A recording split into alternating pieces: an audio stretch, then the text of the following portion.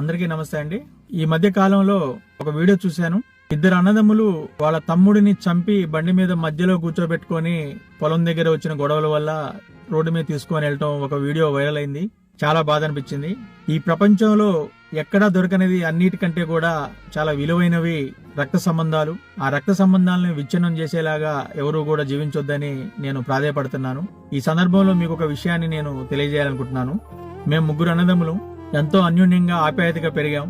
మా అమ్మ చిన్నప్పుడు నాకు చెప్తూ ఉండేది, అన్నయ్యలు గౌరవించాలి, అన్నయ్యలతో మంచిగా ఉండాలని నాకు చిన్నప్పటి నుంచి చెప్తూ ఉండేది.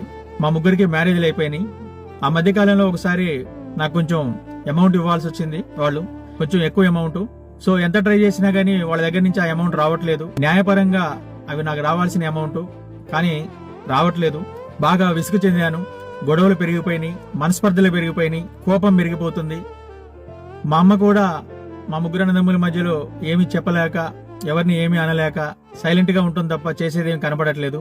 ఇటువంటి సందర్భంలో నేను ఒకసారి ఇదిక మంచితనంలో మన మధ్య తేలేటట్లేదు, వెల్ విషర్స్ ఫ్రెండ్స్ ని ఎవరిని ఎంటర్ చేసినా గానీ వాళ్ళు మీరు అన్నదమ్ములు రా ఆలోచించుకోండి అంటున్నారు తప్ప ఎవరు కూడా న్యాయం చేసేలా కనపడలేదు. ఇక లాస్ట్ కి పోలీస్ స్టేషనే కరెక్ట్ అని చెప్పేసి పోలీస్ స్టేషన్కి వెళ్ళి కూర్చున్నాను. ఇంకా సిఐ గారు రాలేదు. ఈ లోపల నేను కొన్ని విషయాలు ఆలోచించాను. మా అన్నయ్యల మీద నేను కంప్లైంట్ ఇవ్వడానికి ముందు ఒక్కసారి మా అన్నయ్యల గురించి ఆలోచించాను. చిన్నప్పటి నుంచి నన్ను ఎలా చూసుకున్నారు, నన్ను పెంచిన విధానం ఏంటనేది. అప్పుడు వెంటనే నాకు కొన్ని విషయాలు గుర్తొచ్చినాయి. అవేంటంటే, మా ఊర్లో వర్షాకాలం పెద్ద వాగు వస్తుండేది. అంటే మనుషులు కొట్టుకొని పోయేంత వాగు వచ్చేది. ఆ వాగులో మా అన్నయ్య క్లాస్మేట్స్ వాళ్ళందరూ వెళ్ళి కూడా మా అన్నయ్యతో పాటు ఈత కొడతా ఉండేవాళ్ళు. నేను కూడా వెళ్ళేవాడిని. నాకు ఈత రాదు. అయితే మా అన్నయ్య నన్ను ఒక దెరంపటి అక్కడ వాగు పక్కనే నీళ్లలో పిచ్చిమల్లి అని ఒకటి ఉండేది చెట్టు, దాన్ని పట్టుకొని అక్కడే ఉండమని చెప్పాడు. లోపల రావద్దని చెప్పేవాడు వాటర్లోకి. వాళ్ళు బాగా ప్రవాహం ఎక్కువగా ఉన్న దాంట్లో వాళ్ళు స్విమ్మింగ్ చేస్తూ ఉండేవాళ్ళు. మా అన్నయ్య ఆ వాగులో దూకి మునిగి తేలినప్పుడల్లా వెంటనే లేచి నేను కనపడకపోయేకి నేను ఆ పిచ్చిమల్లి సాటు ఉండేవాడిని.